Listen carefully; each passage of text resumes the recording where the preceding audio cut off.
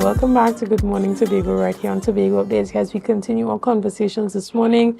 And I have the privilege of sitting in studio and chatting with Assemblyman Trevor James, who is also the Secretary for the Division of Infrastructure, Quarries and Urban Development. Good morning and welcome. Morning, Shenell. Good morning, Tobago Updates. Morning to Tobago and those who are viewing online, wherever you are. Good morning. Pleasure to be here. Right, and I'm hoping that the traffic on the Wilson Road didn't keep you too long and that we're able to have a fruitful exchange this morning. Oh, yeah. I'm here to answer all the questions. I'm told that I deserve to have a blue light on my van. Right. So that I can get to these things on time. Understood.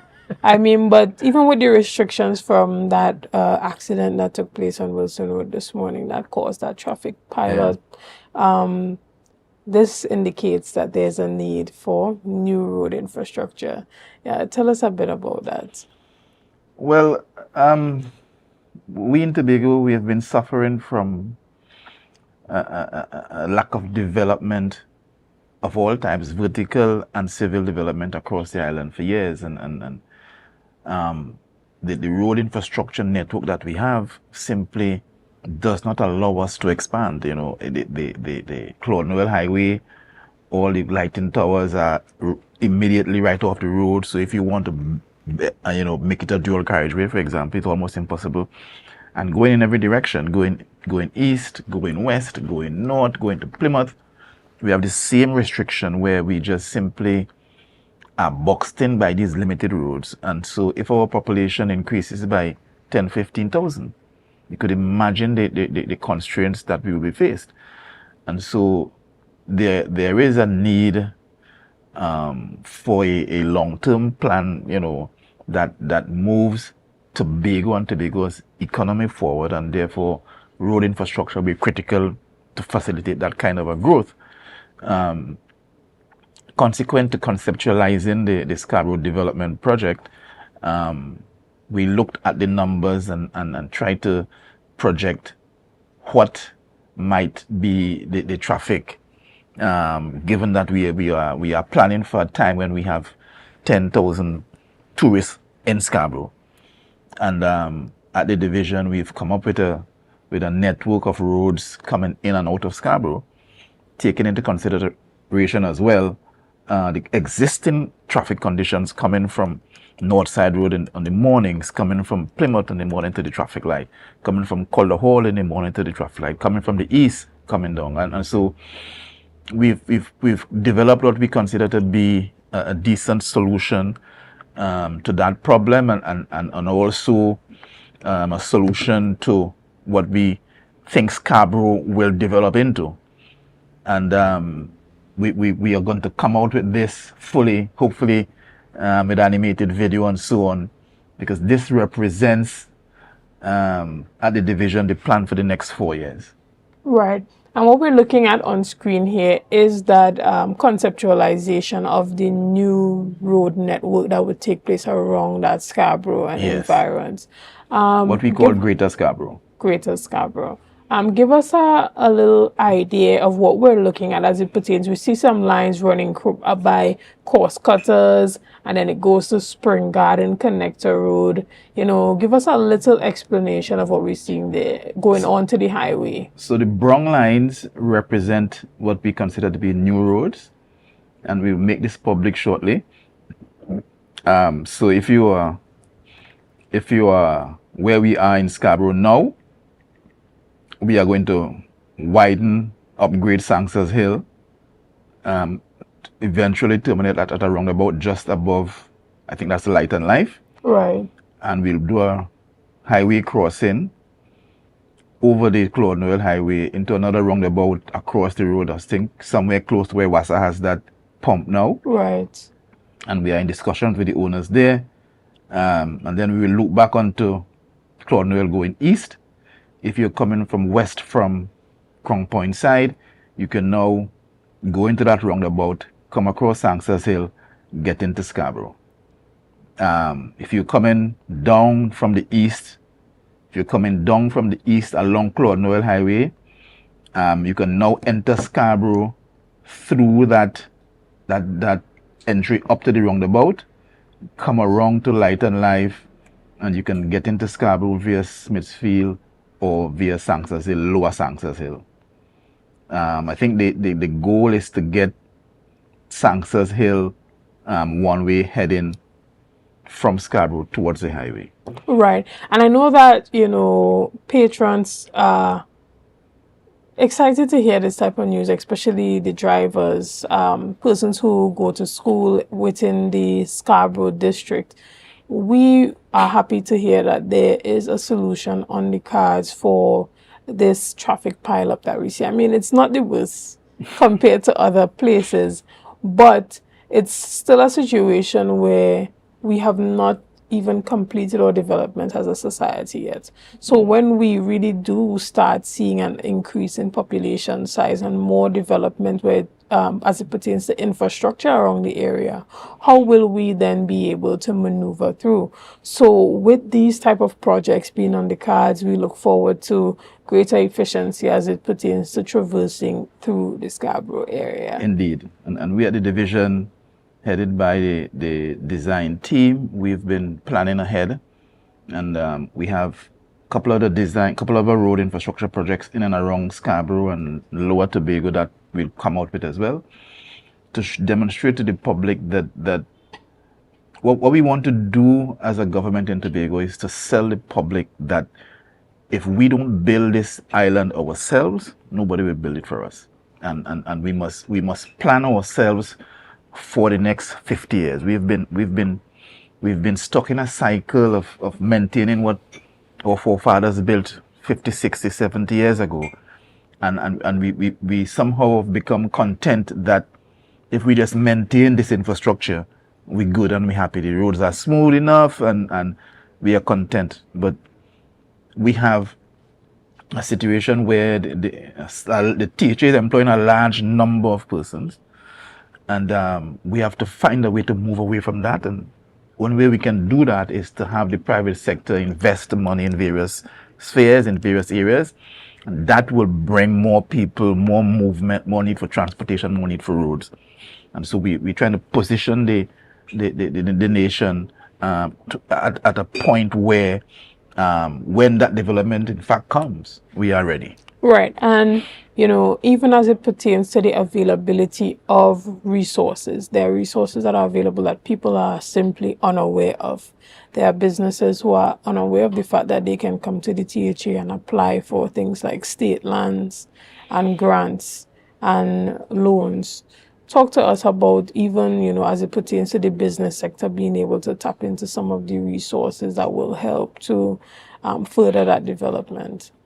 Well, I don't want to talk about state land. That's not my forte, Right. or venture capital. The Secretary of Finance will talk about that. But what I can say is that there is a need for a new breed of entrepreneurs in Tobago. There is a need for us to begin to produce. There's a need for us to have production factories. This is the only way we can go forward. We have, just as Trinidad has, we have a caption market of 1 million people in Trinidad, and we should have first bite to that market, and therefore we have to reduce our cost of production in Tobago so that we can compete with whomever in Trinidad, and so we can have our goods be sold in Trinidad first. We can go into the region and so on, but we have in our circle in the Southern Caribbean, the biggest market is Trinidad, and I grew up at a time when my parents would send in pigeon peas to Trinidad, for example. There is a market there. There's always a market there. We need to identify the products with which we can add value to, so we can benefit from that. We look around Tobago, we have mangoes wasting every single year, for example. And we have bamboos lining every river. There must be ways that we could invest and produce and add value to the natural resources that we have, so we can begin to export stuff to Port of Spain, to Barbados, to Grenada, as the case may be, and therefore increase production and productive capacity on the island and increase employment in the private sector. All right, and just going back a bit to the new network infrastructure that we discussed earlier, how, what is the probability of us actually getting that road done with the limited resources that we have? We came into office, Shenell, and we met Friendship Estate, bought by the THA in 2009, with a plan to build the road that we have now built. And we in Tobago have to develop the will to do what we must. You look across Port of Spain, you look across Barbados, you look across St. Lucia, the more populous islands in the lesser Caribbean, and we are significantly behind. We have been bottled into this 4.03% of the Trinidad and Tobago budget, and we have to find a way to move the mindset away from 4.03 or from some percentage to focus the budget on the developmental needs of the island, and to present that case to those in Port of Spain to say, listen, this is what we need for our island to move from where we are today to where we want to get in 10 years. And the budget allocation must be based on that. And I hear this talk about limited resources, but Tobago is rich. Tobago is rich in energy resources. And the conversation has to start in the secondary schools, in the primary schools, in the homes, as to how do we get an equal share of those resources that rightfully belong to us to develop our island. Because when Trinidad found oil southeast of the island, that is what was used to develop Trinidad.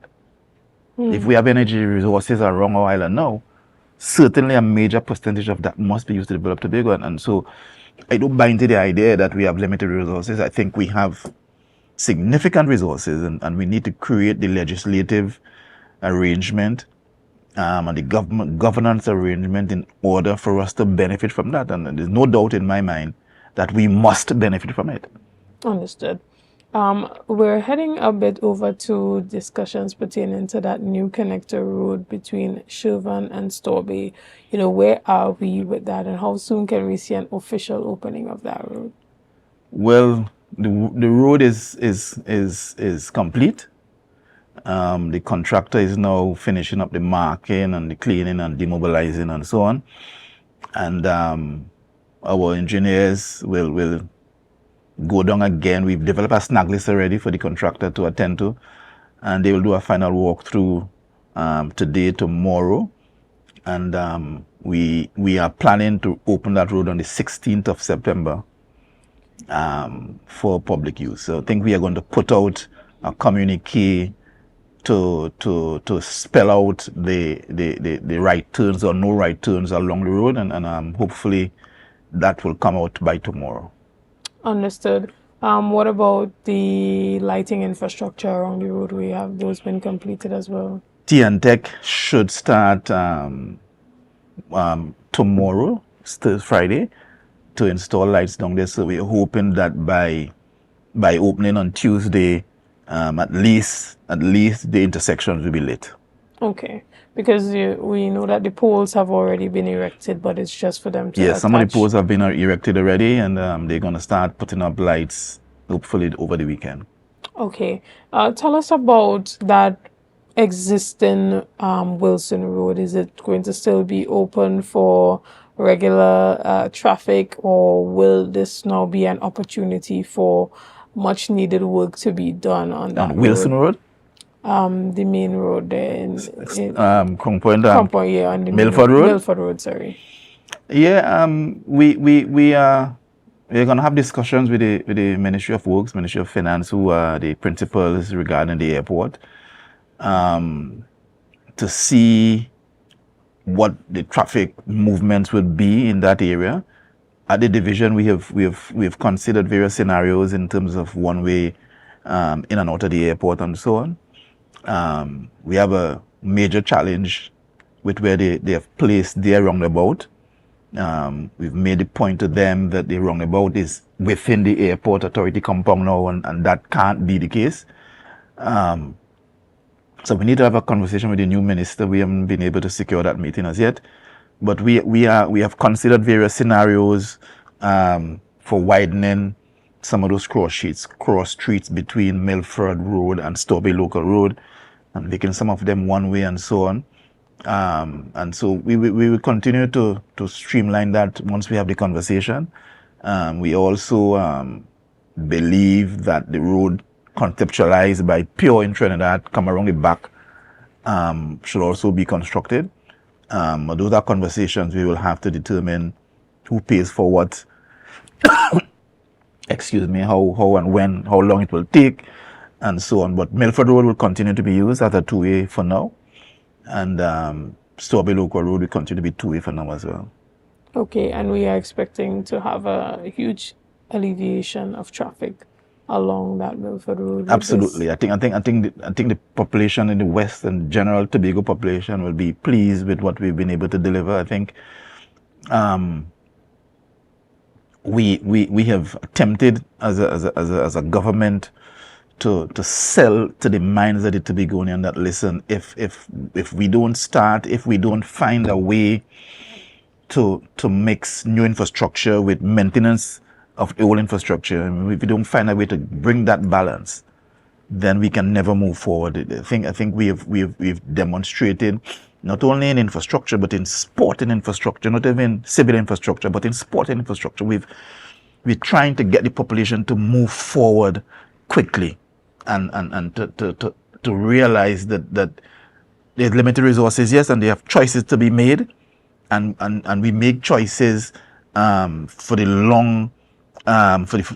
long-term development of the country, and sometimes we have to give up some maintenance. We have to give up some potholes maybe, in order to get a new road, because that's where the decisions are made. And over the over the 3 years I have been secretary, when the PNM was in office in Trinidad, we have seen the reduction of the development budget from $100 million to $40 million, and so we are hoping for better consideration from this new government as we try to build the infrastructure needed in Tobago. Understood. And they say that the boys down at DIQUD are the most busy. The boys down there? They are the most busy that they have ever been in a long time. They're saying that the engineers, everybody's outside now. You know, there's a lot of work that's happening within the division of infrastructure. Tell us a bit about what's happening right now. Well, you know, what we have tried to do is to restructure the division, especially the technical part of the division, into a functional, maybe a functional matrix. And so we now have 7-8 heads that control various sections, and I think over time we will see that the benefit of that. So the engineers can sit and do what they've been trained to do, to design and investigate and provide solutions to problems that the Tobago has.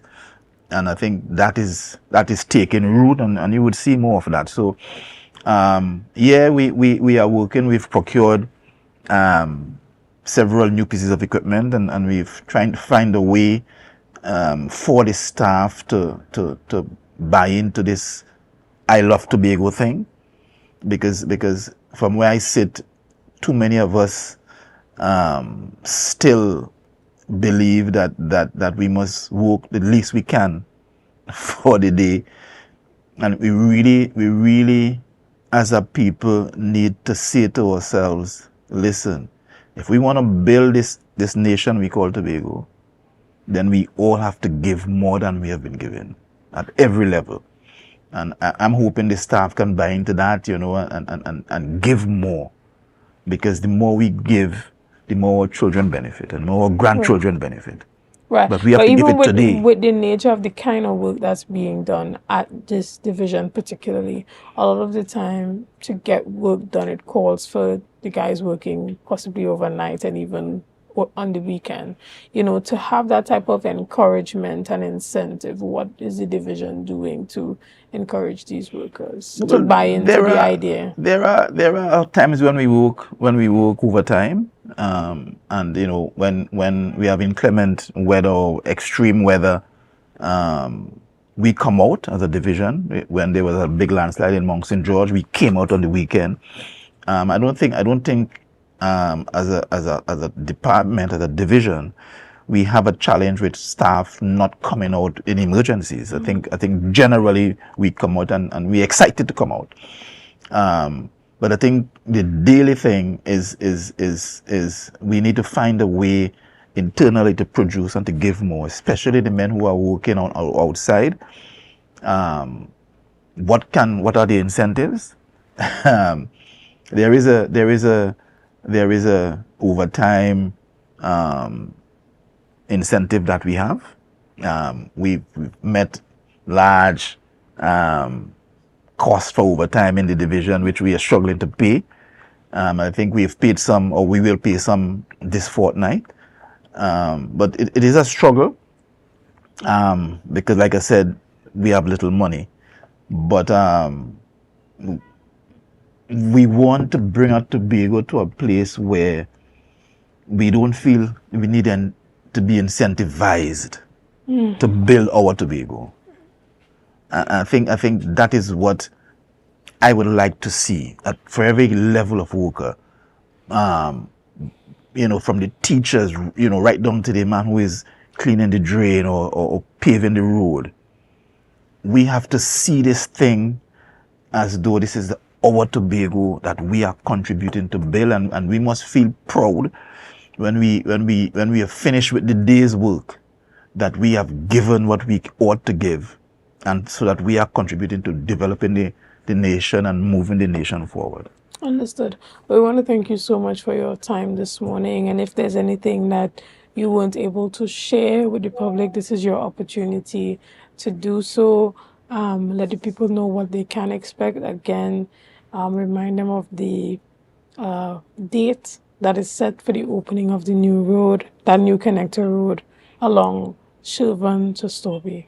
Yeah, well, we are, like I said, we are opening the road on the 16th of September. We will do a drive-through and open the road to the public. The road, as you know, Shenell, has been fraught with attacks from outside, and we've persevered, we've persisted, and we've stood up, dug our heels in, and we've moved forward to ensure this road is done. And it's a great achievement for first term group to deliver this thing that has been outstanding for 2 decades maybe. So at the division, myself as secretary, I'm very, very, very proud to have brought this thing to an end despite the small talk. And we will continue to stand up and put our hands up for Tobago. Excellent. Well, again, thank you for being here, and sending special good morning out to all the staff down there at DIQUD that are doing a great job in ensuring that a lot of these projects come to a successful completion. Guys, this is where we end off this morning. I want to thank you so much for being a part of this morning's discussions. Thank you for your likes, your shares, and your comments, and all that you have been doing and continue to do to make Tobago Updates the #1 broadcaster here on the island of Tobago. Again, I am your host, Shenell Felix, and have a great day. We are people.